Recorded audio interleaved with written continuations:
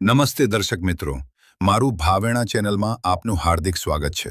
ગત રાત્રે લાઠી અમરેલી હાઈવે ઉપર પેટ્રોલ પંપ પાસે રાત્રે લગભગ 1 કલાકે બાઇક ચાલક અને 4 વ્હીલર વચ્ચે અકસ્માત સર્જાયો હતો, જેમાં બાઇક ચાલકને ગંભીર ઈજા પહોંચતા સારવાર અર્થે 108 એમ્બ્યુલન્સ મારફતે સરકારી હોસ્પિટલમાં ખસેડવામાં આવ્યા હતા. અહેવાલ રવિભાઈ ડાભી, લાઠી.